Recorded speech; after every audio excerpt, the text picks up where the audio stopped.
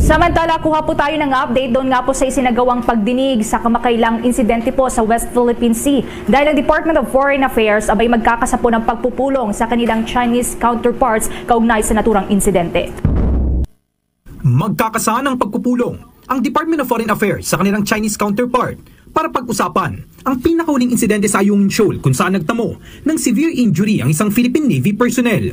Sa pagdinig ng Senate Committee on Foreign Relations na pinamumunuan ni Senadora Amy Marcos, binigyan diin ni Foreign Affairs Secretary Enrique Manalo na matapos ang insidente sa Ayungin Shoal noong Hunyo 17 ay nakipag-ugnayan agad ang DFA sa Chinese Ministry of Foreign Affairs at sa Chinese Embassy dito sa Pilipinas para ipahayag ang pagkondena ng bansa sa nangyari. Git ng kalihim na hindi naaayon sa napagkasundo ang patakaran ni Pangulong Ferdinand Marcos Jr. at Chinese President Xi Jinping ang agresibong aksyon ng China malapit sa Ayungin Shoal sa West Philippine Sea noong Hunyo 17. Gayunpaman, sinabi ni Manalo na naniniwala pa rin ang Pilipinas na dapat mangibabaw ang primacy ng dialogo at diplomasya sa gitna ng mga seryosong insidente. Kaugnay nito, target naman sa Hulyo na makapagpulong ang ahensya sa kanilang Chinese counterpart bilang bahagi ng kanilang bilateral consultation mechanism hinggil sa pinag-aagawang teritoryo. Lain nito anya na makabuo ng solusyon para matugunan ng maayos ang mga issue sa pinag-aagawang teritoryo at iba pa. Ngayon kipag-ugnay na rin anya sila sa mga international partners ng Pilipinas at karamihan anya sa mga ito ay nakikiisa sa ating posisyon tungkol sa kahalaga ng international law o ng rules-based order. Nevertheless, the Department of Foreign Affairs, in consultation with the National Maritime Council, which by the way met last Friday to look at the issue, we still believe in it's the primacy of dialogue and diplomacy should prevail even in the face of these serious incidents. Though, of course, I admit it's also a challenge. Nevertheless, we will pursue the peaceful resolution of disputes in accordance with international law, specifically the UN Convention on the Law of the Sea and the 2016 Arbitral Award. And we have been working hard to bring back China to the table to talk with us to resolve differences on these issues. We have an existing mechanism with China. We call it the bilateral consultation mechanism. China, mga sangkay, umaaray ngayon sa mga sinasabi ng Japan dahil tila baga ang Japan ay pumapabor po sa Pilipinas. At alam naman po natin, mga sangkay, na ang Japan po yung isa sa trauma ng China. At ngayon, umaaray po sila, mga sangkay, sa isa pong matinding statement nitong Japan. Pag-usapan po natin, mga sangkay. Ayan. Sabi po dito, Japan has no right to meddle in China, Philippines maritime issues. Ayon daw po ito sa Chinese Embassy doon po sa Japan. So umaaray po ngayon yung China sa ginagawa ng Japan, mga sangkay, na pangingialam. Sabi ko nga, mga sangkay, kung sakaling magkakaroon ng digmaan ng Pilipinas at China, isa sa magiging threat sa China ay ang Japan. Kung magsasalpukan ng Pilipinas at China, Japan ang magiging isa sa malaking sakit sa ulo nitong China. Bukod pa po yan sa India. Kasi ang India ngayon, matindi din po yan, mga sangkay. Isa po yan sa may himutok sa China. Japan has no, sabi po dito, Japan is not a party to the South China Sea issue and has no right to intervene in China-Philippines maritime matters. Ayon daw po ito sa China, mga sangkay.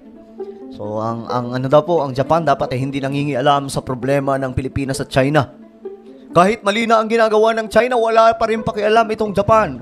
Wala pa rin pakialam ang ibang mga bansa. Ganun po yung gusto ng China mangyari. Bakit sinasabi ito ng China?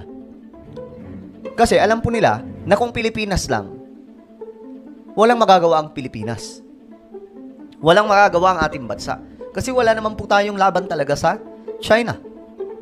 So gusto nila, lumayas kayo dyan, hindi nyo usapin to. Amin lang to ng Pilipinas. Kasi ang gusto nila mangyari, patuloy nilang bubulihin ang Pilipinas, patuloy nilang iipitin ang Pilipinas kung walang tutulong. Ganun po yun, mga sangkay. Japan's foreign ministry said this week that it was seriously concerned over repeated actions that obstruct freedom of navigation and increase regional tensions, including recent dangerous actions that damaged a Filipino vessel and injured Filipinos on board. So dito, sinisisi po ng Japan itong ginagawa ng China. Kasi kung titingnan naman po talaga natin ngayon, ang nangyari last time, malala po talaga. Hindi po biro yun. Yung inakyat na po nila, yung isa sa mga ng Pilipinas, isa sa mga boat rubber boat ng ating bansa. Tapos may nananakit na po itong Chinese no? The Philippine Foreign Ministry has denounced as illegal and aggressive China's actions during a routine resupply mission on Monday, which the Philippine military said severely injured a Navy sailor and damaged Manila's vessels. So, yun po talagang nangyari mga sangkay. Tinawag pa nga po itong mga pirata lang daw ang gumagawa nun, mga sangkay. Kitang-kita naman po sa video at malaki pong kahihiyan yan sa bansang China. China denied the allegations as the two countries square off over the second Thomas Shoal, a disputed atoll inside the Philippines exclusive economic zone in the vast South China Sea. Malamang sa malamang, didepensahan po talaga ng China yan. Kasi every time po talaga na maiipit po sa kahihiyan ang China, didepensa po sila, isisisi po sa Pilipinas. Kagaya po nung nangyari ngayon mga sangkay, nagkaroon po ng kunti-kunti na lang po talaga. Mapupunta na po tayo sa gera, no? Kung hindi po mag-iingat. So we have to pray for our military. Sabi po dito, we express our strong dissatisfaction and resolute opposition to the fact that the Japanese side has once again made erroneous remarks on the South China Sea. Nakatawa ko mga sangkay kasi sa part na to nagrereklamo po yung China. Issue that manipulate right and wrong and make unreasonable accusations against China. Umaaray po ang China sa mga sinasabi po ng Japan. Bakit? Inakabahan ba sila sa Japan? Hindi pa ba nagigets ng China na just in case papasukin po nila itong digmaan, malaki po ang magiging problema nila. Andyan po yung India na nanggigigil din po sa China. Andyan po yung Japan na bad trip din po sa ginagawa ng China. Diba? China claims almost all of the South China Sea as its own. Diba? Yun naman po talaga. Pero, natalo po sila mga sangkay sa nung idulog po ito sa international. Talo po ang China. So dito sa pagkakataong to, ang China po ang hindi sumusunod talaga pagdating po sa international law, pagdating sa karagatan. Japan said it has consistently advocated upholding the rule of law at sea and will continue to work with the international community such as ASEAN member states and the United States. Hindi po sinabing China.